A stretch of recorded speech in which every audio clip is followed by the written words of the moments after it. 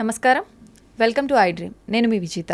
ప్రస్తుతం మనతో పాటు ఉన్నారు ఇస్కాన్ టెంపుల్ నుంచి ప్రణవానంద ప్రభుజీ గారు. ప్రభుజీ ఎప్పుడు మనతో మాట్లాడినా కూడా ఎన్నో మంచి మంచి విషయాలను, కృష్ణుడికి సంబంధించిన విషయాల గురించి అయితే ఏంటి, కృష్ణ లీలల గురించి అయితే ఏంటి, ఆధ్యాత్మిక మార్గంలో మనం వెళుతున్నప్పుడు ఎటువంటి నియమాలు పాటించాల్సి ఉంటుంది, అసలు ఆధ్యాత్మిక మార్గంలో ఎందుకు వెళ్లాల్సి ఉంటుంది, ఇలాంటి ఆసక్తికర విషయాలన్నింటినీ మనకు తెలియజేస్తూనే ఉంటారు.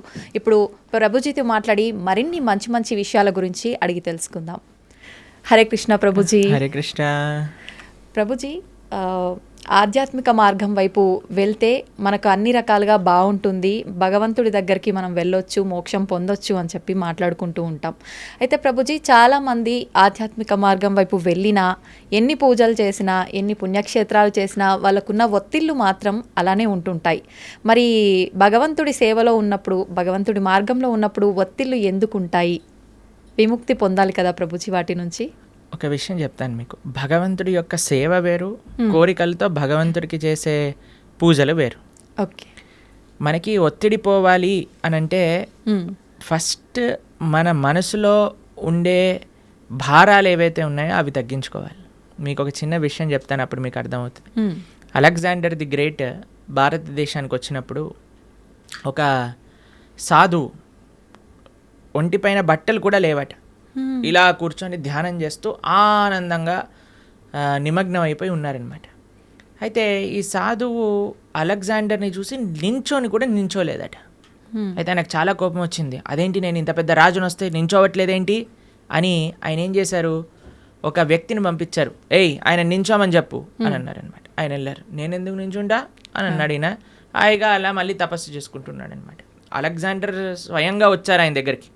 వచ్చి ఆయనతో అన్నారట, అయ్యా, నా దగ్గర ఇంత సామ్రాజ్యం ఉంది, అయినా సరే నాకు భారంగా ఉన్నది, నీ దగ్గర బట్టలు కూడా లేవు, అయినా సరే నువ్వు ఇంత ఆనందంగా ఎలా ఉన్నావు, ఇంత ఆనందం నీ ముఖంలోనే కనిపిస్తూ ఉంది, ఎందుకింత వర్చస్సు, ఎందుకింత తేజస్సు, ఎందుకింత ఆనందం నీ దగ్గర ఉంది అని అడిగారట. అయితే ఈయన అన్నారట, ఒక చిన్న రాయి, ఇంతే రాయి కింద నుంచి తీసుకొని అలెగ్జాండర్ని అన్నారట, ఇది నువ్వు పట్టుకోవచ్చా? అయితే అలెగ్జాండర్ అన్నారట, ఇంత చిన్న రాయి పట్టుకోవటంలో నాకేముంది, పట్టుకుంటాను, ఇవ్వండి అని చేతిలో పెట్టాడు. అలానే పట్టుకొని ఉంచు అని అన్నారట. ఇలా పట్టుకున్నారు. గంట సేపు అయింది, 2 గంటలైంది, 3 గంటలైంది. అలా టైం పెరుగుతూ ఉండేసరికి ఆయన చేతి మొత్తం కూడా ఎంత హెవీగా అనిపించిందంటే అంత హెవీగా లాస్ట్ కింద పడేశారు. అమ్మో, నేను ఇంకా పట్టుకోలేను. అదేంటి, ఇంత చిన్న రాయి నేను పట్టుకుంటాను, అచ్చేస్తా ఇంచేస్తాను అన్నావు కదా, ఇప్పుడేమైంది అని అంటే, అమ్మో చాలా కష్టం, చాలా కష్టం. చూసారా, ఒక చిన్న రాయే కొద్దిసేపటి తర్వాత ఎంత భారంగా మారిపోయింది మనకి. కానీ మనము భగవంతుడి దగ్గరికి ఎందుకు వెళ్తున్నాము? అయ్యా, నాకు కొత్త కారు కొని ఇచ్చేసేయి, నాకు కొత్త ఇల్లు కొని ఇచ్చేసేయి, నాకు తొందరగా పెళ్ళి అయిపోవాలి, నాకు పిల్లలు కలగాలి, నాకు ఇంత ఆస్తి రావాలి, నాకు అది కావాలి, ఇది కావాలి అని ఇంకా భారాలు అడగడానికి మనం భగవంతుడి దగ్గరికి వెళ్ళామనుకోండి, ఎప్పుడు మనం ప్రశాంతంగా ఉండలేం. కానీ అదే స్వామి నిస్వార్థమైన ప్రేమతో, భక్తితో, భక్తి వేరు, కోరికలు కోరటం వేరండి. ఎప్పటి వరకైతే మనం భగవంతుడి నుంచి కోరికలు కోరుతామో అది భక్తి కాదు. అంటే మనసులో ఎటువంటివి లేకుండా నిస్వార్థమైన భావనతో, భగవంతుడి పట్ల ప్రేమతో కానీ మనం వెళ్తే అటువంటి వాడు ఎన్నటికీ కూడా ప్రశాంతత లేకుండా ఉండలేడు. ఆయనకి తప్పక ప్రశాంతత ఉంటుంది. ఎవరైతే నిస్వార్థమైన ప్రేమనే మనకి ప్రశాంతత, మీరు అంటున్నారు కదా, ఆ సాటిస్ఫాక్షన్ అనేది ఇస్తుంది. ఒక ఆయన అంటే చాలా తీర్థయాత్రలు చేస్తూ ఉండేవారట. చాలా తీర్థయాత్రలు చేస్తుంటే ఎందుకోసం చేసేవాళ్ళు, మాకు ఇది అయిపోవాలి, మాకు అది అయిపోవాలి, మాకు ఇది జరిగిపోవాలి, మాకు అది జరిగిపోవాలి అని తీర్థయాత్రలని చేస్తూ, అక్కడికి వెళ్తే పుణ్యం వస్తుందట, ఇక్కడికి వెళ్తే పాపం పోతుందట, దీంతో చేస్తుండే. అయితే వాళ్ళ గురువుగారు చాలాసార్లు చెప్పారు, నాన్న ఈ భావనతో వెళ్ళకు, అక్కడుండే భగవంతుడి యొక్క దర్శనం చేసుకోవడానికి వెళ్ళు, అక్కడ సాధువుల దగ్గర నుంచి మాటలు వినడానికి వెళ్ళు, ఆ క్షేత్రానికి సేవ చేయడానికి వెళ్ళు అని అంటే ఈయనకు అర్థం కాదు. నేను వెళ్ళాలి, మునగాలి, అన్ని దర్శనాలు చేసుకోవాలి, ఎందుకంటే పుణ్యం వచ్చేస్తుంది, పుణ్యం వచ్చేస్తుంది, పుణ్యం వచ్చేస్తుంది. అయితే ఈ గురువు గారు ఒకసారి ఏం చేశారంటే, ఒక కాకరకాయ ఇచ్చారట. కాకరకాయ ఇచ్చి, నాన్న నువ్వు వెళ్ళే పుణ్యక్షేత్రాలు అన్నింటిలో కూడా ఎక్కడెక్కడైతే నువ్వు స్నానం చేస్తావో అక్కడ అల్లా కూడా ఈ కాకరకాయకి స్నానం చేయించు అని అన్నారట. సరే అని మొత్తం ప్రతి క్షేత్రాన్ని గంగా, యమున, గోదావరి, కావేరి అన్నిట్లో స్నానం చేసి తీసుకొచ్చారట. వచ్చి మళ్ళీ ఆశ్రమానికి తిరిగి వచ్చేసరికి ఆ గురువుగారు అన్నారట, నాన్న ఈ కాకరకాయని కొద్దిగా ముక్కలు ముక్కలు చేసి కొద్దిగా వండు అని అనేసరికి వండి చూసేసరికి ఆ కాకరకాయ చేదుగానే ఉంది. కాబట్టి దాని యొక్క గుణం పోయిందా? గంగలో స్నానం చేసాం, యమునలో స్నానం చేసాం, పోలేదు కదా. ఎప్పటి వరకైతే మనం నిజమైన ఆధ్యాత్మిక మార్గము అని అంటే ఏమిటి? శ్రవణం కీర్తనం విష్ణు స్మరణం పాద సేవనం అర్చనం వందనం దాస్యం సాఖ్యమాత్మ నివేదనం. ఈ నవవిధ భక్తి మార్గాలలో మనం ఉండమో అప్పటి వరకు మన హృదయ శుద్ధీకరణ అనేది జరగదు. ఎంతవరకైతే మన హృదయ శుద్ధీకరణ అనేది జరగదో అప్పటి వరకు మనకు ప్రశాంతత ఉంటుంది అనమాట. అలాంటి తీర్థయాత్రకి వెళ్ళటం తప్పని చెప్పట్లేదండి. ఏ భావనతో వెళ్ళాలి? సేవా భావనతో వెళ్ళాలి. ఏ భావనతో వెళ్ళాలి? భగవంతుడి పట్ల ప్రేమతో వెళ్ళాలి. ఏ భావనతో వెళ్ళాలి? అక్కడ నుంచి ఏం నేర్చుకోవచ్చు, ఏం తెలుసుకోవచ్చు అనే భావనలోకి వెళ్ళాలి. కానీ ఏదో పుణ్యం వచ్చేసేయాలి, పాపం పోవాలి, ఏదో సైట్ సీయింగ్గా ఇలా వెళ్తే ఏం ప్రయోజనం లేదు. ఇప్పుడు చూడండి, ఏ క్షేత్రాలకు వెళ్ళినా మనం 4 ధామ్లో చూస్తూ ఉన్నాం. అందరు కూడా కెమెరాలు పట్టుకొని రికార్డింగ్స్ చేయడానికి, వ్లాగింగ్స్ చేయడానికి వెళ్తున్నారట. అవును ప్రభుజీ. కేదార్నాథ్, బద్రీనాథ్ ఇలాంటి క్షేత్రాలన్నిటికీ కూడా బృందావనంలో అందరు రీల్స్ చేయడానికి వెళ్తున్నారు. ఇలా చేస్తే మనకి భక్తి ఎటువంటి ప్రయోజనం రాదండి. ఇంకా మనల్ని కర్మబంధంలో ఇంకా చిక్కుకుంటాం, కానీ మనం చర్మబంధం వీడలేము. కానీ ఎప్పుడైతే మనం సాధువుల దగ్గర నుంచి శ్రద్ధగా వింటామో, ఎప్పుడైతే మంచి విషయాలు స్మరిస్తామో, ఎప్పుడైతే చక్కగా జపం చేస్తామో భగవన్ నామాన్ని, ఎప్పుడైతే భాగవత రామాయణాదులు చదువుతామో అప్పుడు నిజమైన శుద్ధీకరణ అనేది జరుగుతుంది. అప్పుడు నిజమైన ఒత్తిడి, స్ట్రెస్ అని ఏవేవో అంటున్నాం కదా, అవన్నీ పోతాయి. ఆనందంగా మనం భగవంతుడి దగ్గర ఉండొచ్చు. ఓకే ప్రభుజీ, కొంతమంది అనుకుంటారు నేను భగవంతుడి ధ్యాసలోనే ఉండాలి, ఆయన మొత్తం ఆయనకే అంకితం అయిపోవాలి అంటే కుటుంబ వ్యవహారాల్లో ఉంటుంటారు. కానీ ఎక్కువగా నేను ఆధ్యాత్మికం వైపు నడవాలి అనుకుంటున్నాను అనుకున్నా కూడా మనసు అనేది ఏకాగ్రత ఉండదు. అటువంటి వారు ఏం చేయాలి ప్రభుజీ? ఇలాంటివన్నీ గొడవలైనాక నెక్స్ట్ మూమెంట్ అనిపిస్తుంది నిజంగానే. తర్వాత అయిపోయాక అంతా బాగుంది దేవుడి పక్కన మనము మన సంసారంలో ఉంటాం. అవునవును, దీన్ని శ్మశాన వైరాగ్యము అని అంటారు. కాబట్టి దీంతో పనికి రాదండి. మనము to start with regular spiritual practice ఉండాలి. మనం ఏమనుకుంటామంటే ఇప్పుడు నేను మొత్తము కూడా ఈ సంసారంలో ఉంటాను, ఒక సమయానికి సంసారానికి పులి స్టాప్ పెట్టేసి మొత్తం ఆధ్యాత్మికం అయిపోతాను. అలా అవ్వదండి ఎప్పుడు కూడా. మనము బ్యాలెన్స్ నేర్చుకోవాలి, మనకి ప్రియారిటీస్ ఉండాలి. కాబట్టి అలా మొత్తం వెళ్ళిపోతాను, మొత్తం మునిగిపోతాను అని చాలామంది మాకు కూడా చెప్తూ ఉంటారు. ప్రభుజీ ఇంకొక 4 సంవత్సరాలు వెయిట్ చేయండి, 4 సంవత్సరాల తర్వాత నువ్వు ఉంటావో లేదో తెలియదు కదా. అవును, ఎవరు ఉంటారో లేదో తెలియదు కదండి. ఒక నెక్స్ట్ క్షణంలోనే ఏమవుతుందో చెప్పలేం కదండి. నిజమే ప్రభుజీ. దేహినాం క్షణ భంగురహ అని అంటారు. తామరాకు పైన నీటి బొట్టు లాంటిది అనమాట మానవ జన్మ. ఇప్పుడు చూస్తున్నాం మనం, అసలు ఆశ్చర్యపోతుంది.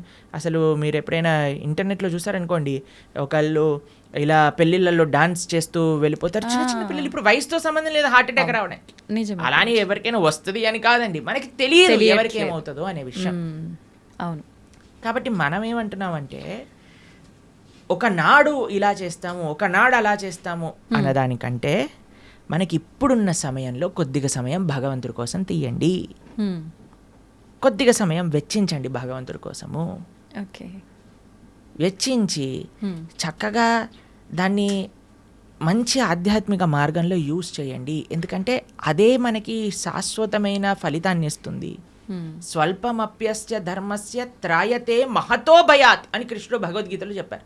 నువ్వు ఇంత చేస్తే నీకు ఇంత ఇస్తా, ఇంతగా కృష్ణుడు స్వీకరిస్తాడటండి. ఇంత చేస్తే, మనం ఇంత చేస్తే భగవంతుడు ఇంత అనుకుంటాడట దాన్ని.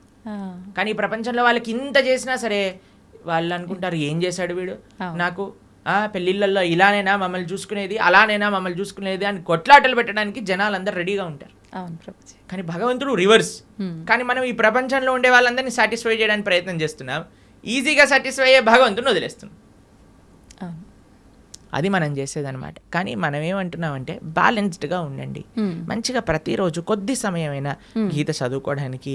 మీరు చూడండి, ఏ మతం వాళ్ళైనా అండి చిన్నప్పటి నుంచి పిల్లలకి నేర్పిస్తారు వాళ్ళ మతం ఏంటి, వాళ్ళ సాంప్రదాయం ఏంటి, అసలు వాళ్ళ పుస్తకాలు ఏంటి, పుస్తకాలు చదవటం కానీ వాళ్ళ యొక్క ఉత్సవాలు. మనకి ఎప్పుడు చిన్నప్పటి నుంచి ఎంజాయ్మెంట్ ఎంజాయ్మెంట్ ఎంజాయ్మెంట్ ఎంజాయ్మెంట్ తప్ప మిగతాది ఏమీ మనం నేర్పించట్లేదు. ఎంతమంది తల్లిదండ్రులు పిల్లలకి గీతా భాగవతాదులు చెప్తున్నారు చెప్పండి ఒకసారి? చాలా తక్కువగా ప్రభుజీ. అప్పుడు మన ధర్మం ఎలా ముందుకెళ్తుంది చెప్పండి? కాబట్టి మనం జాగ్రత్తగా కొద్దిగా టైం తీసుకొని ప్రతిరోజు కానీ మనం చదువుతూ పిల్లలకి చెప్తూ ఉంటే అప్పుడు కరెక్ట్ సమాజం అనేది మంచిగా ఉంటుంది, దృఢంగా ఉంటుంది. అది ముఖ్యం అన్నమాట. ఓకే ప్రభుజీ, వింటుంటాం సాధారణంగా పెద్దవాళ్ళు అంటుంటారు వీడు కారణ జన్మురా అని చెప్పి. అసలు నిజంగా కారణ జన్ములు అంటే ఎవరు ప్రభుజీ? సృష్టిలో ఉన్న ప్రతి ఒక్కరూ కారణ జన్ములే అంటారా? కారణ జన్ములు అనేదానికంటే కర్మ జన్ములు అనడం బెటర్ ఏమో, ఎందుకంటే అందరూ వాళ్ళ కర్మ ఫలితంగా జన్మిస్తూ ఉంటారు. కారణ జన్మలు అని అంటే ఎవరైతే మహానుభావులు ఉంటారో, మహాభక్తులు ఉంటారో, ప్రపంచంలో ఉండే వాళ్ళందరినీ భక్తి మార్గంలో ధార్మికంగా నడిపించడానికి ప్రయత్నం చేస్తూ ఉంటారో, వాళ్ళ ఆచరణ ద్వారా, శాస్త్ర అధ్యయనం ద్వారా 10 మందికి మంచి చేయడానికి ప్రయత్నం చేస్తుంటారు. అటువంటి మహానుభావులు కారణ జన్ములుగా మనం చెప్పొచ్చు. ఎంతో మంది మహానుభావులు మన భారతదేశంలో కారణ జన్ములుగా ఒక ప్రయోజనం కోసం అవతరించిన వాళ్ళు ఉన్నారు. మన ఆచార్యులు జగద్గురు శంకరాచార్యులు కానీ, జగద్గురు మధ్వాచార్యులు కానీ, జగద్గురు రామానుజాచార్య స్వామి వారు, శ్రీ చైతన్య మహాప్రభు, వల్లభాచార్యులు, శ్రీల ప్రభుపాదులు వారు, ఇటువంటి మహానుభావులు జన్మిస్తారు. వాళ్ళని కారణ జన్ములు అని అంటారనమాట. కానీ మనలాంటి జీవులందరం కూడా మన కర్మ ఫలితాన్ని అనుభవించడానికి జన్మించిన వాళ్ళమే అనమాట. మనం చేసుకున్న పుణ్య పాపాలను అనుభవించడానికి ఈ ప్రపంచంలోకి వచ్చాం. కాబట్టి కర్మ వల్ల జన్మించే జీవులందరూ కూడా కారణ జన్ముల యొక్క మార్గాన్ని అనుసరించాలి. వాళ్ళు చూపించిన మార్గాన్ని, వాళ్ళు ఇడిపించిపెట్టిన లెగసీ ఏదైతే ఉందో దాన్ని ఫాలో అవటం వల్ల, వాళ్ళ టీలింగ్స్ ఫాలో అవటం వల్ల మనం కూడా జన్మలేని ఒక చక్కటి భగవంతుడి యొక్క లోకానికి చేరుకోగలుగుతాం అనమాట. కాబట్టి ఆచార్యులు కారణ జన్ములు, వాళ్ళకి కర్మ లేదండి.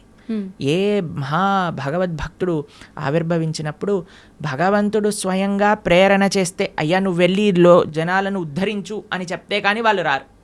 అటువంటి మహాభాగవతోత్తములని మనం కూడా ఆశ్రయిస్తే మనం కూడా ఈ జన్మ రాహిత్యం పొంది భగవంతుడి యొక్క సేవ చక్కగా ఆ భగవంతుడి యొక్క లోకంలో చేసుకోగలుగుతాం. ప్రభుజీ, ప్రతి ఒక్కరికి కూడా ముందు జన్మకు సంబంధించిన వాసనలను బట్టి పాపపుణ్యాలు ఉంటాయి కదా, మరి వాళ్ళకు అంత గత జన్మలకు సంబంధించిన ఉంటాయి కదా, మరి వాళ్ళకి ఎందుకు ఉండవు కర్మలు? ఆచార్యులక మహాభాగవతోత్తములక, ఎందుకంటే వాళ్ళు భగవంతుడు పంపిస్తే ఈ ప్రపంచంలోకి వచ్చిన వాళ్ళు. వాళ్ళందరూ కూడా భగవంతుడి యొక్క లోకంలో ఉండేవాళ్ళు అనమాట. అయ్యా నువ్వు ఉద్ధరించడానికి వెళ్ళు అని వాళ్ళని పంపిస్తే వాళ్ళు వచ్చి మనల్ని ఉద్ధరించడానికి ప్రయత్నం చేస్తారు. కాబట్టి వాళ్ళు ఏదో మనలాగా కర్మ వల్ల పుణ్యపాపాలు అనుభవించడానికి వచ్చిన వాళ్ళు కాదనమాట. భగవంతుడు తన యొక్క సొంత కృపతో, స్వామి నువ్వు వెళ్ళి ఈ ప్రపంచంలో ఉండే వాళ్ళందరూ కష్టపడిపోతున్నారు, పాపం వీళ్ళందరికీ ఏమి ధర్మం ఏంటి అధర్మం అంటే ఏం తెలియట్లేదు, కాబట్టి నువ్వు వెళ్ళి నీ భక్తి ద్వారా, నీ ఆచరణ ద్వారా 10 మందికి తెలియజేయి, వాళ్ళందరినీ కూడా మంచి మార్గంలో నడిపించు అని చెప్పి పంపిస్తే వాళ్ళు భగవంతుడి దగ్గర నుంచి కిందికి వస్తారు.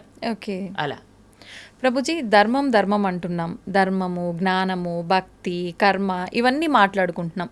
అసలు ఇవన్నీ అంటే ఏంటి? నిజంగా వీటన్నింటినీ మనం గనక వీటి కరెక్ట్ మార్గంలో గనక వెళ్ళగలిగితే వీటి ద్వారా నిజంగా భగవంతుని ఎలా చేరుకుంటాం? అసలు మీరన్న క్వశ్చన్లో చాలా టర్మ్స్ ఉన్నాయి.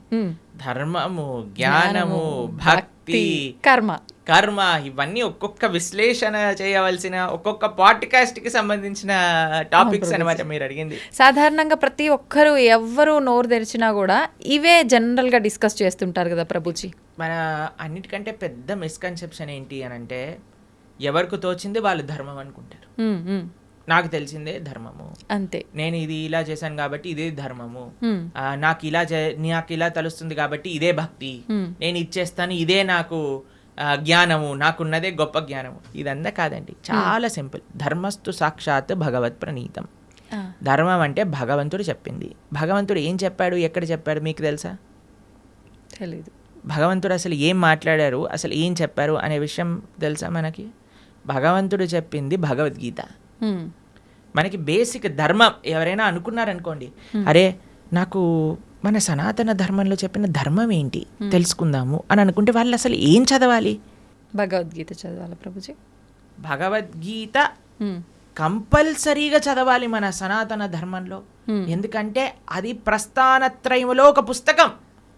అన్నిటికంటే మెయిన్ ఫిలాసఫికల్ అండర్స్టాండింగ్, అసలు ధర్మం అంటే ఏమిటి అని తెలుసుకోవడానికి, సనాతన ధర్మం అంటే ఏమిటి తెలుసుకోవడానికి భగవద్గీత తప్పకుండా అధ్యయనం చేసి ఉండాలి.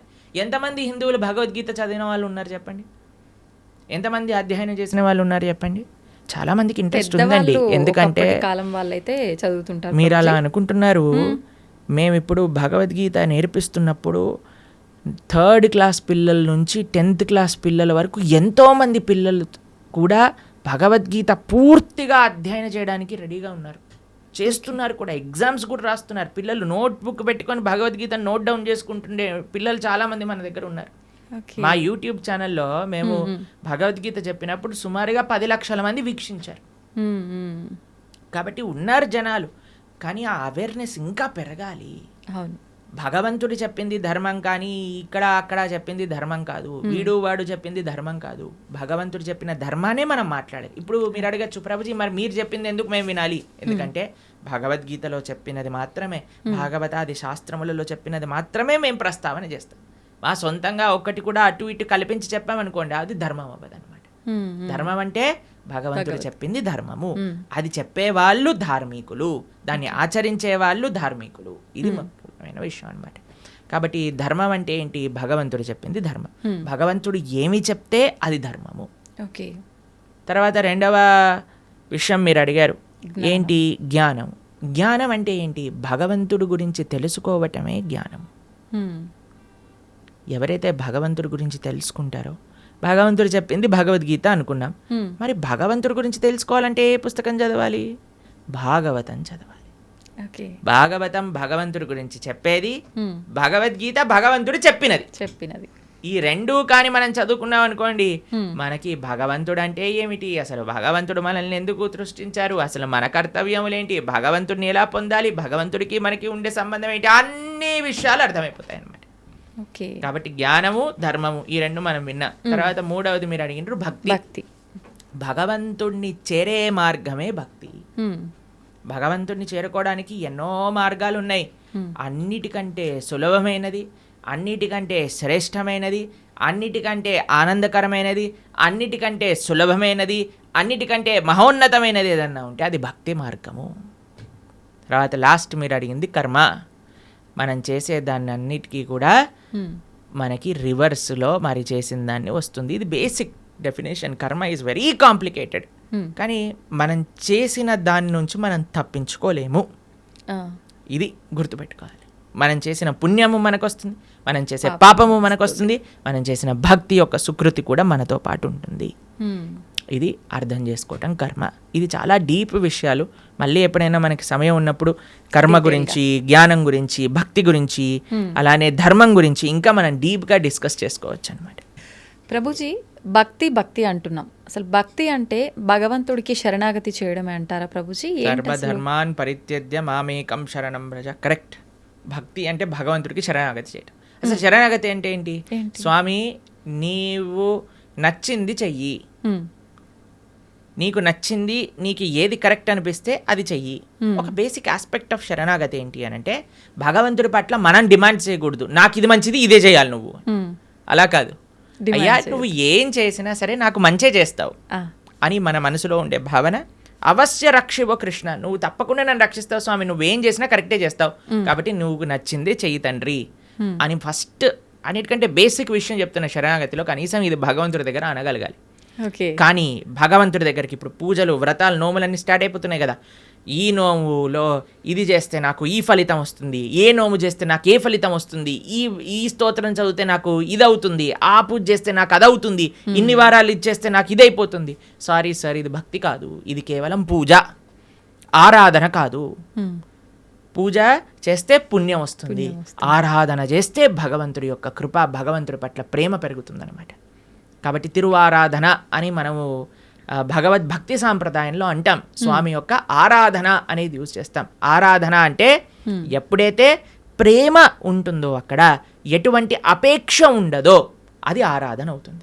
కానీ నాకు ఇది కావాలి అని మనం చేస్తే అది పూజ అవుతుంది, దానివల్ల పుణ్యం మాత్రమే వస్తుంది, భక్తి రాదు. కాబట్టి మీరు అన్నట్టుగా భగవంతుడి యొక్క పూజ చేయటము లేదా భగవంతుడి యొక్క ఆరాధన చేయడం యొక్క అన్నిటికంటే గొప్ప ఫలితం ఏంటి అని అంటే భగవంతుడికి శరణాగతి చేయుట. స్వామి నేను నీ వాణ్ణి, నీకు చెందినవాణ్ణి, నువ్వు నాకు ఏం చేసినా సరే అది తప్పకుండా కరెక్టే చేస్తావు అని భగవంతుడికి కంప్లీట్ శరణాగతి, శ్రీకృష్ణ భగవానుడికి కంప్లీట్గా శరణాగతి చేయుట, దాన్నే భక్తి అని అంటారు. చాలా కరెక్ట్గా చెప్పారు మీరు. ఆ భావన చాలా శ్రేష్టమైన భావన, అందరూ అలవర్చుకోవాల్సిన భావన అది. ప్రభుజీ, ఒక జీవి ముక్తి పొందాలి అంటే మీరు చెప్పినట్టుగా భగవంతుడికి శరణాగతి చేస్తే ముక్తి పొందొచ్చు అంటారా? అదే మార్గం భగవంతుడి దగ్గరికి వెళ్ళడానికి, భగవంతుడి యొక్క సేవ చేయడానికి మార్గమే భక్తి శరణాగతి. ఇంకే మార్గం లేదు. భగవంతుని చేరుకోవడానికి అన్నిటికంటే ఈజియెస్ట్ మార్గం, అన్నిటికంటే బెస్ట్ మార్గం ఏదన్నా ఉంటే అది భక్తియే. ఆ భక్తి తప్ప సమాశ్రితాయై పదపల్లవప్లవం మహత్పదం పుణ్య యశోమురారే భవాంబుదిర్వత్స పదం పరం పదం పదం పదం యద్విపదాం న తేషాం అని అంటారు. సమాశ్రితాయై అంటే శరణాగతి చేయటం. ఎవరైతే భగవంతుడి యొక్క శ్రీచరణాలను ఆశ్రయిస్తారో అటువంటి వాడికి ఏమవుతుందట, ఇంత పెద్ద సంసార సాగరం అంటాం కదండి, సంసార సాగరంలో కొట్టి ముట్టాడుతున్నాం అంటారు కదా, ఆ సంసార సాగరం ఎంత అయిపోతుందట అంటే, ఒక గోవు దూడ పాదం ఉంటుంది కదండి, దూడ కానీ బుడదలో పాదం పెట్టింది అనుకోండి, ఇంత చిన్న హోల్ అవుతుంది, దాంట్లో ఎంత నీళ్లు ఉంటాయి, తక్కువగా ఉంటాయి. అన్ని నీళ్ళు అయిపోతుందంటే ఈ సంసార సాగరం మొత్తం ఎవరైతే భగవంతుడికి శరణాగతి చేస్తారు. అంత నీటిని ఎంత సులభంగా దాటొచ్చండి, ఒక పాదం పెడితే సరిపోతుంది, దాటు అంతే. అలా సంసారాన్ని దాటేయచ్చట ఎవరైతే భగవంతుడి యొక్క పాదాలకు శరణాగతి చేస్తారు. కాబట్టి ముక్తి కావాలి, భగవంతుడి దగ్గరికి వెళ్ళి భగవంతుడి యొక్క సేవ చేసుకోవాలి అని అనుకున్న వాళ్ళకి ఏకైక మార్గం ఏమిటి అని అంటే అది భక్తి శరణాగతి మాత్రమే. ఇంకా ఏ మార్గము పని చెయ్యదు. ఓకే ప్రభుజీ, మోక్షం అంటుంటాం, ముక్తి మోక్షం ఒకటేనా? ఇవి రెండూ కూడా భగవంతుని చేరుకోవడాన్నే ముక్తి మోక్షం అని అంటారా? ఎస్, ముక్తి మోక్షము అని అంటే చాలా మందికి ఒక మిస్కన్సెప్షన్ ఏముంటుంది అని అంటే భగవంతుల్లోకి వెళ్ళి కలిసిపోవటము అని అనుకుంటారు, ఐక్యం అయిపోవటము అని అంటారు. చాలా మంది ఈ మాట వాడుతూ ఉంటారు అనమాట. ఐక్యం అయిపోవాలి భగవంతుడి లోపల. మనం ఏమి భగవంతుడి లోపల ఐక్యం అవ్వడానికి పుట్టలేదండి. జీవులం అందరూ కూడా జీవేర స్వరూప హోయ్ కృష్ణేర నిత్య దాస్, మనందరం కూడా భగవంతుడి యొక్క సేవ చేయడానికి ఉన్నాం. ఇప్పుడు చూడండి, ఒక చిన్న పిల్ల ఉంది, ఆవిడికి అమ్మ అంటే చాలా ప్రేమ ఉన్నప్పుడు ఆ చిన్న పిల్ల వచ్చి అమ్మతోటి, అమ్మ మళ్ళీ నేను నీ పొట్టలోకి దూరిపోతాను, నీ శరీరంలోకి వెళ్ళిపోతాను అని అంటే, ఒరే శరీరంలోకి వెళ్ళటం ఏంట్రా, నువ్వు అమ్మ అంటే ప్రేమ ఉంది అని అంటే నువ్వు ఏదో ఒక సేవ చేయాలి, అమ్మకి నచ్చినట్టుగా ఉండాలి, అమ్మకి నచ్చే విధంగా ఉండాలి, అదే సేవ కదండి. అమ్మ పొట్టులోకి వెళ్ళిపోవటం ప్రేమనా, లేదా అమ్మకి నచ్చే పనులు చేయటం ప్రేమనా? నచ్చే పని చేయటం. కాబట్టి భగవంతుడి యొక్క భక్తి, భగవంతుడి ముక్తి అని అంటే భగవంతుడు లోపలికి వెళ్ళిపోవాలి అని కోరుకోవటం కాదు, భగవంతుణ్ణే అయిపోవాలి అని చాలా మంది అనుకుంటూ ఉంటారు అనమాట. కానీ అది కాదండి ముక్తి అంటే. ముక్తి అంటే భగవంతుడి యొక్క సేవ చేయటం. భగవంతుడి యొక్క సేవ కాదు, భగవంతుడి యొక్క భక్తుల యొక్క సేవ. భగవంతుడి యొక్క భక్తుల యొక్క సేవ కాదు, భగవంతుడి యొక్క భక్తుల యొక్క భక్తుల యొక్క సేవ. భగవంతుడి యొక్క భక్తుల యొక్క భక్తుల యొక్క సేవ కాదు, భగవంతుడి యొక్క భక్తుల యొక్క భక్తుల యొక్క భక్తుల యొక్క సేవ. దాసానుదాసో తవ పాదేయిక మూలం, ఇది ముక్తి అని అంటే. మనం చాలామందికి ప్రశ్న, ఒకవేళ మనకి ముక్తి వచ్చేసింది అనుకోండి, భగవంతుడి దగ్గరికి వెళ్ళిపోవాలి, ఏం చేస్తాము? సేవ చేసుకుంటాం. ఎస్, సేవ చెయ్యాలి అనే వాళ్ళకే అక్కడికి అలౌడ్ ఉంటుంది, లేకపోతే అలౌడ్ ఉండదు అనమాట. నేను కూడా, మీరు వైకుంఠానికి ఎందుకు వెళ్తున్నారండి అని వీసా స్టాంపింగ్ వాళ్ళు అడిగారనుకోండి, ఏం లేదండి మేము కొద్దిగా మాకు వైకుంఠం చూసి రావాలని ఉంది అనుకోండి, రిజెక్ట్ అనేసిస్తారు. టూరిస్ట్గా వెళ్ళలే మనం వైకుంఠానికి, పర్మనెంట్ రెసిడెంట్ గానే వాళ్ళు వీసా ఇస్తారు. ఆ పర్మనెంట్ రెసిడెంట్లో కూడా పర్మనెంట్ ఎంప్లాయ్మెంట్ ఉంటుంది అన్నమాట మనకి భగవంతుడి యొక్క సర్వీస్. ఎవరైతే ఎంజాయ్మెంట్ మెంటాలిటీ ఉంటుందో వాళ్ళకి పరలోకానికి అలౌడే ఉండదు. ఎవరైతే సేవా భావనలో ఉంటారో వాళ్ళకి మాత్రమే భగవంతుడి దగ్గరికి అలౌడ్ ఉంటుంది. ప్రభుజీ, జీవాత్మ అంటుంటారు, జీవుడు జీవాత్మ రెండు ఒకటేనా, వేరు వేరంటారా? ఎస్, మనకి 3 రకాల శరీరములు ఉంటాయి. ఇప్పుడు మీరు చూసేదాన్ని స్థూల శరీరము అని అంటారు, అంటే చర్మము, బ్లడ్, బోన్స్ వీటన్నిటితో ఉండే స్థూల శరీరం అంటారు. దీంట్లోపల సూక్ష్మ శరీరం అని ఉంటుంది, మన బుద్ధి అహంకారములతో స్థూల శరీరం ఉంటుందన్నమాట. దాని లోపల స్థూల శరీరం, సూక్ష్మ శరీరం, దాని లోపల మనకి కారణ శరీరము అని అంటారు, దాన్ని ఆత్మ, జీవాత్మ అని అంటారు. ఇప్పుడు చూడండి, ఫర్ ఎగ్జాంపుల్ ఇప్పుడే నేను స్టూడియోకి వస్తుంటే ఒకళ్ళు వెళ్ళిపోయారు, ఆయన పక్కన నుంచి ఇలా తీసుకెళ్తూ ఉన్నారనమాట. సపోజ్ పలానా వ్యక్తి వెళ్ళిపోయారండి అని అంటారు. వెళ్ళిపోయారు అని అంటే ఇక్కడే కదండి మన ముందే కనిపిస్తున్నారు కదా, మరి వెళ్ళిపోయారు అని ఏం వెళ్ళిపోయింది? ఆత్మ. ఇదే బేసిక్ అండర్స్టాండింగ్. కానీ ఎంతమందికి ఈ విషయం గురించి, అరే ఆత్మ వేరు శరీరం వేరు అని మనం గుర్తించేసామనుకోండి, ఈ శరీరం పైన అంత ఇన్వెస్ట్మెంట్ ఎందుకు చేస్తాం చెప్పండి? అసలు ఎవరైనా అద్దెల్ని అలంకరించుకుంటారా? మీకు ఈ స్టూడియో అంటే జస్ట్ రెంట్కే ఇచ్చారంటే మీరు 1 కోటి రూపాయలు పెట్టి దీన్ని రీమోడిఫికేషన్ చేస్తారా? లేదు, ఆలోచిస్తాం ప్రభుజీ, ఖచ్చితంగా ఆలోచిస్తాం. ఎప్పుడైతే మన సొంత ఇల్లు ఉంటుందో అక్కడ అలంకరించుకుందాం అని అనుకుంటారు కదా. కానీ మనందరం చేసే పని ఏంటి? ఇది తెలుసు, అదే ఈ శరీరము పర్మనెంట్ కాదు, అయినా సరే మనం ఈ శరీర పోషణలో ఉన్నాం. కానీ శరీర పోషణలో ఉండద్దు అని చెప్పట్లేదండి, కానీ ముఖ్యమైన ఆత్మని మర్చిపోరాదు, అది అన్నిటికంటే ముఖ్యం. జీవాత్మ మనము అని అంటే ఇప్పుడు చూడండి, ఇది నా చెయ్యి అంటాం, నా చెయ్యి, నా షర్ట్, నా వాచ్, నా తల, నా కళ్ళు. మరి నువ్వెవరు? నా నా నా నా అంటున్నావు కదా, మరి నువ్వెవరు అని కానీ మనం ప్రశ్న చేసుకుంటే మనకు తెలుస్తుంది మనం ఈ శరీరం కాదు. శరీరం అయితే మరి ఆ వ్యక్తి అలానే ఉన్నాడు కదా, వెళ్ళిపోయారు అని ఎందుకు అంటున్నారు? జీవులం మనం, మనందరం కూడా ఆత్మ, అదే జీవాత్మ అంటారు. కేవలం ఈ 3 కాదండి, ఇంకొక ఆయన కూడా మన శరీరంలో ఉన్నారు, ఆయన పరమాత్మ. మన హృదయంలో, హృదయ స్థానంలో 2 ఉంటారు వ్యక్తులు, జీవాత్మ, పరమాత్మ, 2. జీవాత్మ ఎప్పుడైతే పరమాత్మను తెలుసుకొని పరమాత్మకు శరణాగతి చేసి పరమాత్మ సేవ చేస్తారో దాన్నే ముక్తి మోక్షము అనేది. కాబట్టి జీవుడు జీవాత్మ 2 ఒకటే, జీవాత్మ ఒకళ్ళు, పరమాత్మ ఒకళ్ళు. పరమాత్మని తెలుసుకోవటమే జీవుడి యొక్క లక్ష్యం. ప్రభుజీ, ఒకసారి ఆత్మ శరీరాన్ని విడిచి వెళ్ళిన తర్వాత మళ్ళీ ఎంత కాలం పడుతుంది మళ్ళీ ఒక జీవిలో రావటానికి? ప్రాణం అంటే ఏమంటారు, అది ఒక జన్మ తీసుకోవడానికి అన్నమాట. అది ఎవరికి ఎంతసేపు వాడు నరకంలో ఉంటాడో, ఎంతసేపు స్వర్గంలో ఉంటారో, ఎంత తొందరగా, అవన్నీ ఇంకా మనం చెప్పలేము. చాలా కాంప్లికేటెడ్ కర్మ సిద్ధాంతం అంటే, దానికి ఏం స్పెసిఫిక్ పారామీటర్స్ లేవు. మనతోటి అయినప్పుడే మనకు తెలుస్తుంది ఎన్ని రోజులు ఉన్నాం, మనం ఎక్కడ ఉన్నాం అనేది.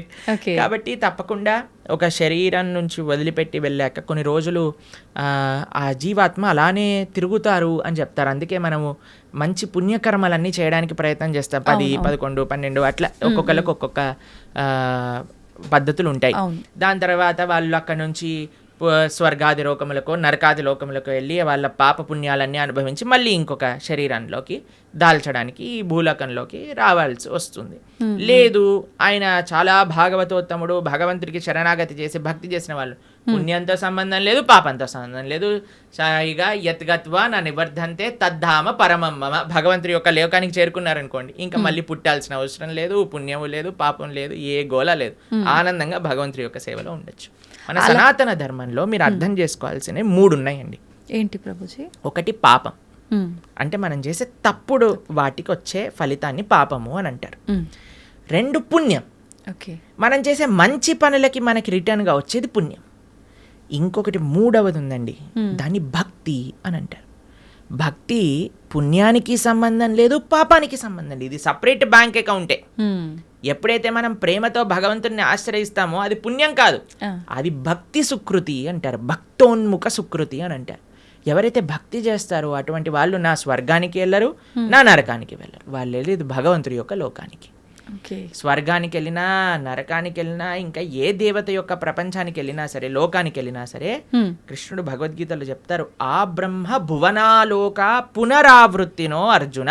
ఇక్కడ నుంచి బ్రహ్మలోకం అంటే అన్నిటికంటే టాప్ మోస్ట్ లోకం అనమాట. అక్కడ వరకు వెళ్ళిన వాళ్ళు కూడా మళ్ళీ పుట్టాల్సిన అవసరం ఉంటుంది.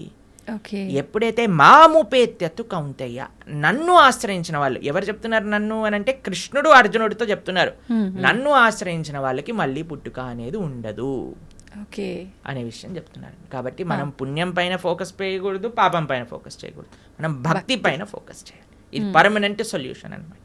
ఓకే ప్రభుజీ, భక్తి వేరు, భగవంతుణ్ణి తెలుసుకోవడం వేరా ప్రభుజీ? 2 ఒకటేనా? భక్తి మార్గంలో మొట్టమొదటి అడుగు శ్రవణం, అంటే భగవంతుడి గురించి తెలుసుకోవడం.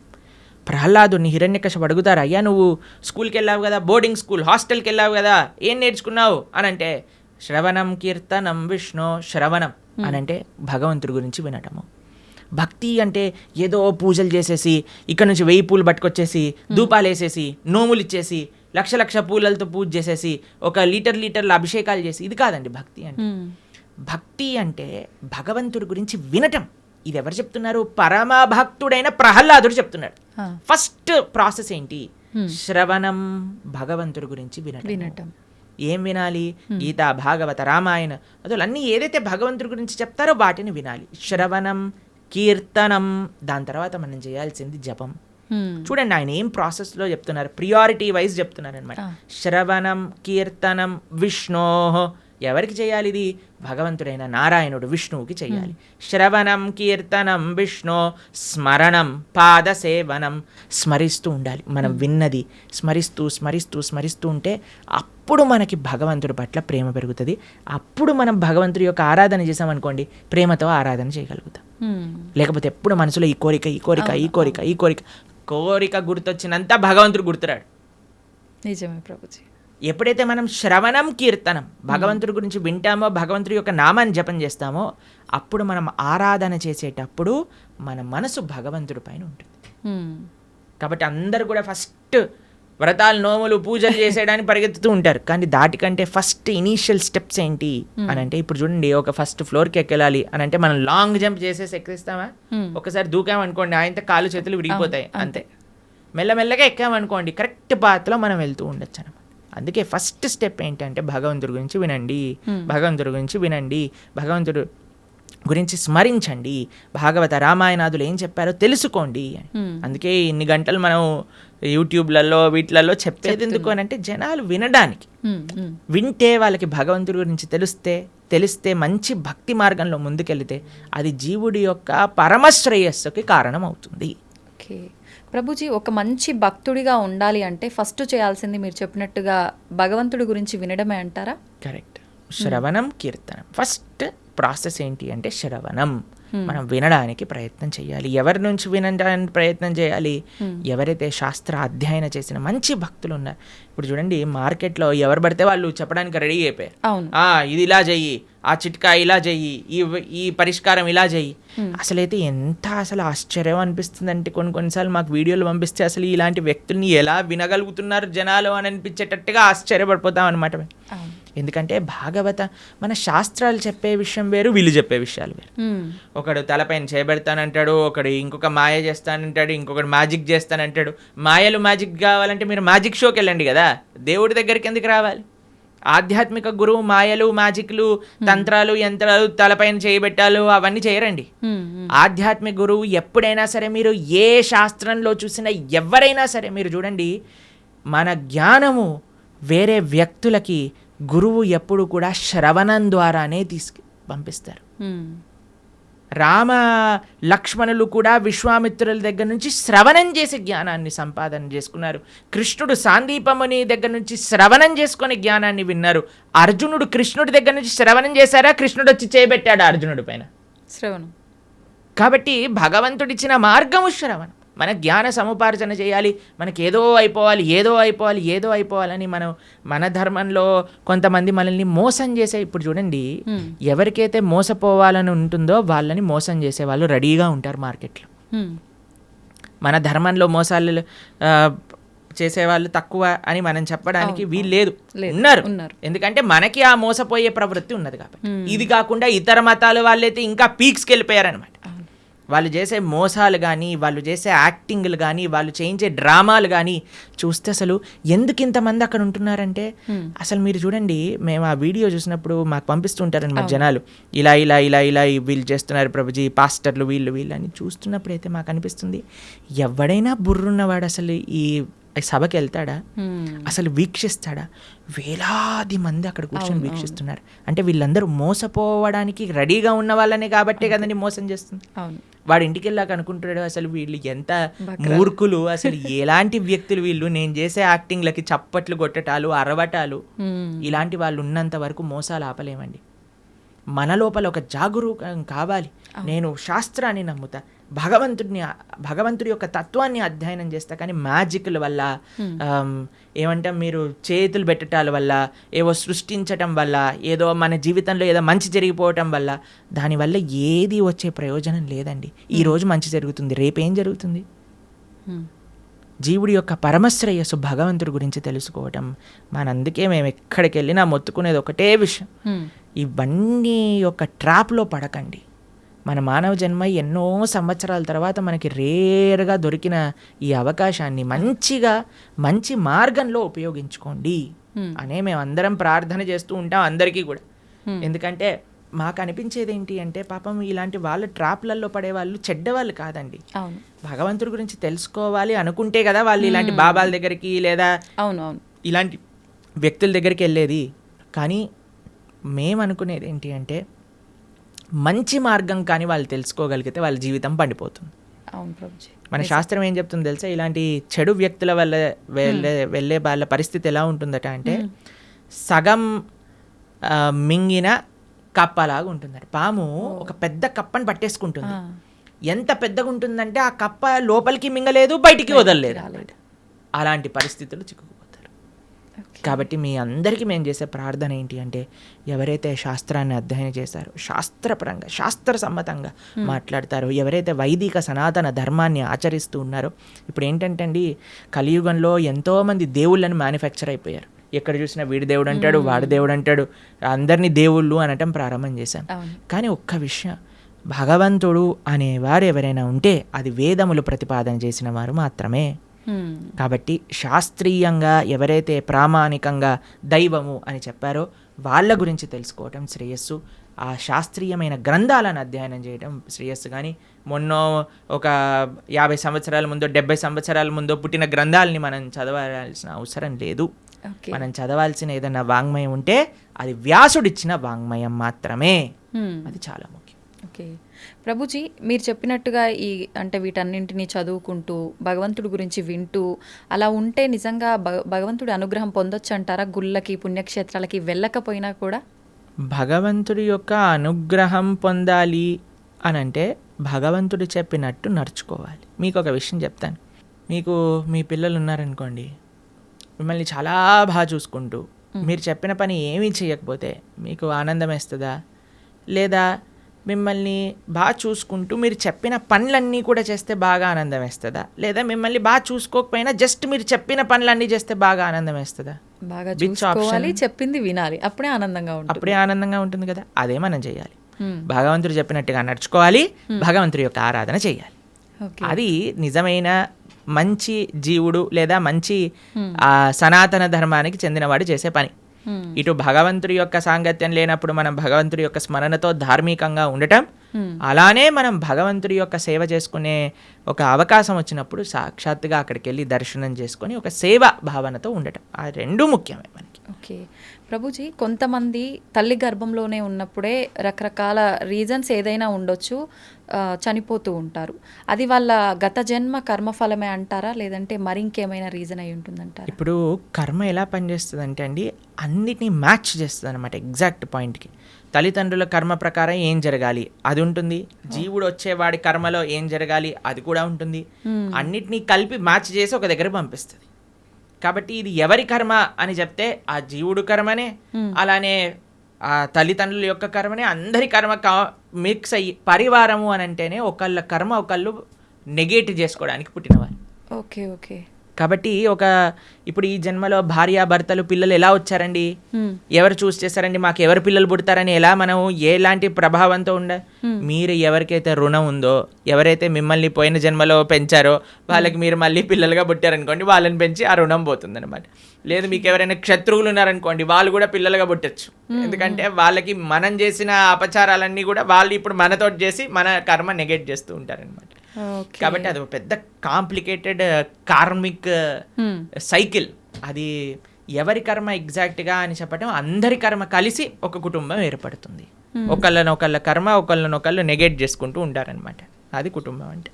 ప్రభుజీ, వాళ్ళు కర్మ అనుభవించటానికే మరొక జన్మ తీసుకుంటున్నప్పుడు అంటే బయటికి వచ్చి అనుభవించాలి కదా, కడుపులోనే ఎందుకు అలా అవటం? కడుపులో అనుభవం ఉండదా? కడుపులోనే అనుభవం ఉంటుంది. అంతే అనుభవం ఉండాలి అని కర్మ ఉంటే అంతే అనుభవం అయిపోతుంది. Okay okay. కాబట్టి జీవుడు తల్లి గర్భములోకి వెళ్ళిన మరుక్షణం నుంచి కాన్షియస్నెస్ స్టార్ట్ అయిపోతుంది, డెవలప్ అవ్వటం అని చెప్తారనమాట. కాబట్టి గర్భస్థ నరకము అని అంటారు. ఇప్పుడు చూడండి, అమ్మ ఇప్పుడు మీరు రెస్పాండ్ అవ్వటం, ఇప్పుడు ప్రహ్లాదుడు గర్భంలో ఉన్నప్పుడే కదండి భగవంతుడి గురించి విన్నది. అవును. పిల్లలు అందుకే చెప్తారు, ఎవరైతే కడుపుతో ఉంటారో అప్పుడు మంచి విషయాలు వినాలని, రామాయణ భాగవతాలు వింటూ ఉండండి, అప్పుడు పుట్టేవాడు మంచి భక్తుడుగా పుడతాడు అని. ఎందుకంటే వాడి లోపల కాన్షియస్నెస్ ఉంది కాబట్టి, వాడు అనుభవిస్తున్నాడు ఏది మంచి ఏది చెడు. అందుకే అమ్మని జాగ్రత్తగా ఇది తినకూడదు ఇవి తినాలి అని ఎందుకు చెప్తారు అంటే, వాటి వల్ల ఆ పిల్లవాడికి కూడా ఆ రకమైన బాధ కలుగుతూ ఉంటుంది, లేదా ఆ రకమైన ఆనందం వస్తూ ఉంటుంది అని. కాబట్టి లోపల కూడా వాడు అనుభవిస్తూనే ఉన్నాడు జీవి. ప్రభుజీ భగవంతుడి అనుగ్రహం అనేది ఇప్పుడు మామూలుగా చెప్తుంటారు కదా ప్రభుజీ, మగవారు ఇంట్లో యజమాని చేసే పూజ వల్ల ఎక్కువ ఫలితం ఉంటుంది, కుటుంబానికి మొత్తం చెందుతుంది. ఆడవారు చేసే పూజా ఫలితం అనేది తనకొక్కతి మాత్రమే చెందుతుంది అని చెప్పి చెప్తుంటారు. ఇది నిజమేనా ప్రభుజీ? ఒకవేళ ఇది హస్బెండ్ నిజమైతే చేసే పుణ్యంలో 50% భార్యకి చెందుతుంది. భార్య చేసే పుణ్యంలో నయా పైసా హస్బెండ్కి రాదు. హస్బెండ్ చేసే పాపంలో 50% భార్య చేసే పాపంలో 50% హస్బెండ్కి చెందుతుంది. హస్బెండ్ చేసే పాపంలో నయా పైసా భార్యకి రాదు. ఓకే. కాబట్టి ఇలా చూసుకుంటే ladies are more fortunate in one sense. కాబట్టి యజమాని ఎందుకు జాగ్రత్తగా నువ్వు ధార్మికంగా ఉండాలి అని చెప్తున్నారంటే, ఎందుకంటే వాడే ఎక్కువ ట్రిత్లో ఉన్నాడనమాట. వాడు చేసిన దానికి చేయని దానికి అనుభవించాల్సింది వాడే, కాబట్టి జాగ్రత్తగా ఉండు అని చెప్పేది. కాబట్టి మనం ఆరాధన అంటే ఏదో ఇప్పుడు చాలా మంది ఆడవాళ్ళు పూజ చేయాలి, మగవాళ్ళు పూజ చేయకూడదు, మగవాడేమో కాఫీ తాగుతూ పేపర్ చదువుతూ కూర్చుంటాడు అనమాట. అది కాదండి. ఫస్ట్ మగవాడి బాధ్యత. మీకు ఒక విషయం చెప్పాలా, వైదిక ధర్మంలో వంట కూడా మగవాళ్ళే చేసేవాళ్ళు, ఆరాధన కూడా మగవాళ్ళే చేసేవాళ్ళు. మీకు ఒక విషయం చెప్తాను, కొన్ని సంవత్సరాల క్రితం కానీ మనం వెళితే చరిత్రలో బయట ఇల్లు ఊడ్చి తూడ్చి ముగ్గులేయటం కూడా మగవాళ్ళే చేసేవాళ్ళు. మరి ఇప్పుడు ఎందుకు లేదు ప్రభుజీ ఆచారం? మీరు ఉంటే బాగుండేది కదా. కానీ ఇట్ ఈస్ నాట్ ఆడవాళ్ళ పని పూజ అనే నోషన్ ఫస్ట్ పోవాలి. ఆరాధన అంటే అయితే మగవాడే చేయాలా? కాదు, అందరు కలిసి ఆరాధన చేయాలి. ఎలా అందరూ కలిసి ఆరాధన చేస్తారు అని అంటే, ఎవరైతే ఇంటి యజమాని ఉన్నారో ఆయన భగవంతుడి యొక్క ఆరాధన చేస్తూ ఉంటారు. మరి ఇంట్లో ఉండే స్త్రీలు ఏం చేస్తారు? వాళ్ళు చక్కగా భగవంతుడికి నైవేద్యములు తయారు చేసి, భగవంతుడికి పూలమాలలు తయారు చేసి, భగవంతుడికి వస్త్రాలు కుట్టి వీళ్ళు ఆ సేవని సమర్పణ చేస్తారు. పిల్లలు ఏం చేస్తారు? బయటికి వెళ్ళి పూలు, తులసి ఇవన్నీ పట్టుకొని వస్తారు. ఏదైనా రూమ్లో ఆ నాన్నకి అమ్మకి, అమ్మ అక్కడ వంట చేసి ఇక్కడికి వచ్చి అందించి భగవంతుడికి నివేదన చేయడానికి ఇస్తూ ఉంటారు. కాబట్టి పరివారం అంతా కలిసి పూజలో పాల్గొంటుంది. కాబట్టి ఆరాధన ఎవరు చేయాలి అనే విషయానికి వస్తే, ఇంట్లో ఉండే పురుషులే ఆరాధన చేయాలి అని శాస్త్రం చెప్తుంది. అలానే పురుషులు ఒక్కడి ఆరాధన చేసేసి ఇంకా భార్య ఏం చేయాల్సిన అవసరం లేదా అంటే, అందరు కలిసి ఆరాధన. ఒక్కొక్కరికి ఒక్కొక్క బాధ్యత. ఒకళ్ళు నైవేద్యం తయారు చేయటం, ఒక పూలమాలలు తయారు చేయటం, చందనం తీయటం, పూలు తేవటం, పుష్పాలు చేయటం, తులసి పదాలు చేయటం, లాస్ట్కి సమర్పణ చేసుకోవటం. అందరు కలిసి చేస్తే అది ఆరాధన అవుతుంది. అందుకే ఆ family that praise together stays together అని అంటారు. అది చాలా ముఖ్యం. You should pray together. ఒకడు వెళ్ళిపోయి పూజ చేసుకొని వెళ్ళిపోతాడు, దాని తర్వాత ఇంకొకరు వెళ్ళి పూజ చేసుకొని వెళ్ళిపోతారు, అలా కాదు. Everybody should together do it అనమాట. అది ముఖ్యం. ప్రభుజీ, కుటుంబ పరిస్థితులను బట్టి సంసార జీవితంలో కొట్టుమిట్టాడుతూ ఉంటారు కొంతమంది. అటువంటి వారు అసలు భక్తి మార్గంలో నడవటం కానీ, దైవారాధన కానీ ఏమీ ఉండవు. మరి వాళ్ళు ముక్తి పొందే మార్గం ఏమైనా ఉంటుందా? ఎవరు కొట్టుమిట్టాడు అన్నాడు సంసార జీవితంలో? ఎవరైనా పీక పట్టుకొని నువ్వు కొట్టుమిట్టాడు సంసారంలో అని చెప్పారా? అది మన చాయిస్. మనం దేనికి సమయం ఇవ్వాలి అని అనుకుంటే దానికి సమయం ఇస్తామండి. మనకి ఏది ప్రియారిటీ, నాకేది ముఖ్యం అంటే దానికి సమయం ఉంటుంది కదండి. ఇప్పుడు చూడండి, బిజీ, మేము చాలా బిజీ, మాకు జపం చేయడానికి టైం లేదు, మేము గుడికి వెళ్ళలేము అనేవాడు ఇలా వాట్సాప్ స్టేటస్ చూసుకుంటూ ఉంటాడు అనమాట. అందరి మొత్తం కాంటాక్ట్లో ఉన్న వాళ్ళందరివి చూస్తూ ఉంటాడు. మరి వాట్సాప్ స్టేటస్ చూడడానికి ఉన్నాయి, ఫ్యామిలీ గ్రూప్లో వచ్చే అక్కర్లేని చెత్త వీడియోలు అన్నీ చూడడానికి టైం ఉన్నాయి, కానీ ఒక 10 నిమిషాలు కూర్చొని నామజపం చేయడానికి టైం లేదంటారు. కాబట్టి ఇది జస్ట్ అన్ ఎక్స్క్యూజ్. ఎవ్వరు కూడా ఈ ప్రపంచంలో నాకు టైం లేదు అని చెప్పలేరు. టైం లేదు అని అంటే నీ ప్రియారిటీస్ రాంగ్. నీకు ఈ జీవితంలో ఈ శరీరానికి ఎంతైతే ఇస్తున్నావా నువ్వు, అంతే నీ ఆత్మకు కూడా ఇవ్వాలి అని నీకు తెలిసినప్పుడు, దాన్ని ప్రియారిటీగా పెట్టుకున్నప్పుడు సమయం ఏర్పడుతుంది తప్పకుండా. కాబట్టి ఎవ్వరూ మనల్ని ఫోర్స్ చేయట్లేదండి కొట్టుమిట్టాడు సంసారంలో అని. మనమే కాంప్లికేటెడ్గా చేసుకుంటున్నాం. కాబట్టి మనకి ఈ జ్ఞానం వస్తే దీనివల్ల ఏం ప్రయోజనం లేదు. నా భక్తి, నా ధర్మము, నా దేశము, నా సనాతన ధర్మం గురించి మనం కూడా కొద్దిగా ఆలోచన చేస్తే అప్పుడు మన జీవితం బాగుంటుంది, ఈ దేశ భవిష్యత్తు కూడా బాగుంటుంది. ప్రభుజీ, చాలామంది కష్టాలు ఎక్కువగా ఉన్నాయి, ఇంకా నేను తట్టుకోలేను, ఇంకా నాకు అసలు వేరే దారే లేదు అని చెప్పి ప్రాణం తీసుకుంటూ ఉంటారు, ఆత్మహత్యలకు పాల్పడుతూ ఉంటారు. అలా చాలామంది ప్రాణాలు కోల్పోయి కుటుంబం ఇబ్బందులు పడే వాళ్ళు కూడా చాలామంది ఉన్నారు ప్రభుజీ. అటువంటి వారికి మీరు ఇచ్చే ఆత్మహత్య చేసుకోవాలి అనుకుంటున్న వాళ్ళకి ఒక న్యూస్ చెప్తాను. మీరు ఏదైతే బాధతో చనిపోవాలి అని అనుకుంటున్నారో, ఇప్పుడు కానీ చనిపోతే దానికి 1,000,000 రెట్లు అయ్యి మరి జన్మలో ఆ బాధ అనుభవించాల్సి వస్తుంది. ఎన్ని రెట్లు? 1,000,000 రెట్లు. ఇప్పుడే నువ్వు భరించలేదు అని అనుకుంటే 1,000,000 రెట్లు అయ్యాక భరించే అవకాశం లేదు కదండి. కాబట్టి యూ కెనాట్ ఎస్కేప్. ఆత్మహత్య మహాపాతకం. ఎటువంటి పాతకము అని అంటే దానికి ఎటువంటి ఇంకా ఏం చేయలేమన్నమాట. అది మహాపాతకంలో మహాపాతకం. అటువంటి వాడు నరకంలో చాలా ఘోరమైన పరిస్థితులు అనుభవించాల్సి వస్తుంది. మరజన్మలో ఎత్తినప్పుడు 1,00,000 కోట్ల రెట్లు ఎక్కువ బాధ ఆ జీవుడికి అదే పరిస్థితిలో వస్తుంది అనమాట. కాబట్టి తస్మాత్ జాగ్రత్త జాగ్రత్త. ఇప్పుడు చూడండి, ఎవరైనా తాళం చేయి తయారు చేశారంటే దానికి తాళం తయారు చేశారంటే తాళం చేయి లేకుండా తయారు చేయరు కదండి. అలాంటి తాళం ఎక్కడైనా చూసారా? మన ప్రతి ప్రాబ్లంకి సొల్యూషన్ ఉంటుంది, ఓపికతో ఎతకాలంతే. కాబట్టి ఐ అండర్స్టాండ్ చాలామంది కాంప్లికేటెడ్ సిచ్యువేషన్స్లో ఉంటారు. కానీ మీరు ధైర్యంగా భగవంతుడి పైన నమ్మకంతో మీరు ప్రయత్నం చేయండి. ఎటువంటి సిచ్యువేషన్ దీనికి సొల్యూషన్ లేదు ఇంకా అనేది ప్రపంచంలో భగవంతుడు తయారు చేయలేదు. మీరు ధైర్యంతో ఉండండి, భగవంతుడు మీతోటి ఉన్నాడు, మంచి జరుగుతుంది. ఎప్పుడు కూడా ఆత్మహత్య లాంటి విపరీత డిసిజన్స్ మాత్రం తీసుకోకండి. ప్రభుజీ, మీరు అన్నారు అటువంటి పరిస్థితి నుంచి బయటపడే అవకాశం ఉంటుంది, జాగ్రత్తగా ఆలోచించండి. నిజంగా ఆలోచించేంత వీలు ఆ క్షణంలో ఉండదు అనే చెప్పాలి. నిజంగా మనం అంటే వద్దు, మనం ఇలాంటి ఎందుకు లేదు అని అంటే, ఎందుకంటే పిల్లలకి మనం చెప్పట్లేదు కాబట్టి. పిల్లలకి మనం జీవితంలో నుంచి సక్సెస్ ఫస్ట్ రావాలి, 90% ఎక్స్ట్రా, ఐఐటి సీట్ కావాలి, మెడిసిన్లో సీట్ కొట్టాలి. ఎవరైనా చెప్తున్నారా ఏం పర్వాలేదు నాన్న, నువ్వు ఫోటోగ్రఫీ చేసినా పర్వాలేదు, నువ్వు యాంకర్ అయినా పర్వాలేదు అని చెప్తారా పిల్లలకి ఎవరైనా? లేదు. చదువు పైన, లేదా మీరు బ్రహ్మచారి అయినా పర్వాలేదు, నువ్వు సన్యాసి అయినా పర్వాలేదు, నువ్వు ఏదైనా పర్వాలేదు, గొప్పవాడు వాళ్ళు ఆనందంగా ఉండాలని చెప్తారా? ఇవి అసలే డబ్బులు సంపాదన చేయాలి. డబ్బులు సంపాదిస్తే మంచి భార్య వస్తుంది, మంచి భార్య వస్తే మంచి కట్నం వస్తుంది, మంచి కట్నం వస్తే మంచి విలాసంగా ఉంటారు. దీంతో పిల్లల్ని పెంచామనుకోండి, వాడికి ఇది అయిపోతే నా జీవితం ఫెయిల్యూర్ కదా. ఇవన్నీ మనము మన సమాజాన్ని ఇచ్చే రాంగ్ ఎక్స్పోజర్స్, అక్కర్లేని చెత్త అంతా కూడా నెత్తిలో పెట్టుకోవటం వల్ల వచ్చే అనవసరమైన చెత్త ఆలోచనలు తప్ప ఇవన్నీ ఎవరికి. మీరు చూడండి, సూసైడ్ చేసుకునే వాళ్ళని మీరు కానీ చూసారనుకోండి, అనవసరమైన పిల్లలైతే అసలు అనవసరమైన విషయాలకి. మార్కులు తక్కువ వస్తాయేమో అని ఒక ఆవిడ సూసైడ్ చేసుకుందట, మార్కులు వచ్చాక ఫస్ట్ ర్యాంక్ వచ్చిందట. ఇలాంటి కేసులు విన్నారా? Love failure. అలాంటి లవ్ ఫెయిలియర్ వాళ్ళందరినీ నాకే అనిపిస్తుంది వీళ్ళు నిజంగా చచ్చిపోయే వాళ్ళని కాదు, వీళ్ళని నిజంగా తల్లిదండ్రులే బాగా గుణపాఠం నేర్పించాలని. చిన్న చిన్న పిల్లలండి, 10th క్లాస్ పిల్లలు, ఇంటర్మీడియట్ చదివే వాళ్ళు, ఇంజనీరింగ్ చేసేవాళ్ళు. వాళ్ళకి డబ్బులన్నీ ఎందుకు, పిల్లలకి ఎందుకు పంపిస్తున్నామండి? మనం ఏమన్నా లవ్వులలో ఉండమని పంపిస్తున్నారా, లేదా బాధ్యతాయుతంగా చదువుకొని ముందుకెళ్ళాలని పంపిస్తున్నారా? అవును ప్రభుజీ, చదువుకో. కాబట్టి ఇవన్నీ ఎందుకు పిల్లల లోపలికి? ఈ ప్రేమ, ఈ ఇన్సెక్యూరిటీస్, ఇవన్నీ ఎందుకు వచ్చాయి అని అంటే మనకుండే రాంగ్ ఎక్స్పోజర్. సినిమాలు, సీరియళ్ళు, ఎక్కడ పడితే అక్కడ చెత్త కదండి మనం చూసేది. ఆ చెత్త అంతా ఉన్నప్పుడు చెత్త ఆలోచనలే వస్తాయి. దాన్ని ఇంగ్లీష్లో good in good out, bad in bad out principle అంటారట. Good in good out. మనకి ఏదైతే మంచి ఆలోచనలు ఉన్నాయో, మంచి ఆలోచనలు కానీ, మంచి దృశ్యాలు కానీ, మంచి సాంగత్యం కానీ మనకు ఉందనుకోండి, మంచి ఆలోచనలు వస్తాయి. ఏ కష్టం వచ్చినా సరే, అయ్యా ఏదో ఒక కష్టం ఉన్నా సరే తండ్రి, it is common for everybody కాబట్టి బయటకు వస్తాయి. ఎందుకంటే సినిమాలలో కష్టాలు చూపించరు కదండి.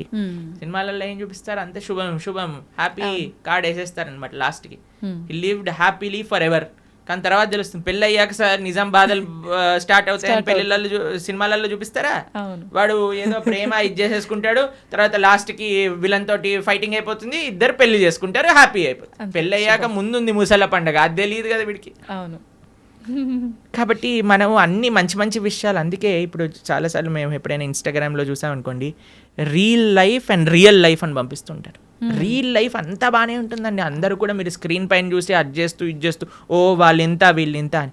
కానీ ప్రతి ఒక్కళ్ళ జీవితంలో బాధలు ఉన్నాయి, ఇది ఫస్ట్ అర్థం చేసుకోవాలి. మనకొక్కడికే బాధ ఉంది, ప్రపంచం అంతా ఆనందంగా బ్రతుకుతున్నారు అనే అపోహ నుంచి బయటికి రావాలి. ఈ అపోహ ఫస్ట్ మనకు ఉండకూడదు. అందరూ బాగున్నారు, నేను ఒక్కనే బాధపడుతున్నా, అది కాదయ్యా. అందరూ నువ్వు బయటికి వెళ్ళినప్పుడు ఎలా అయితే ఆనందంగా నటిస్తున్నావో అందరూ అలానే నటిస్తున్నారు.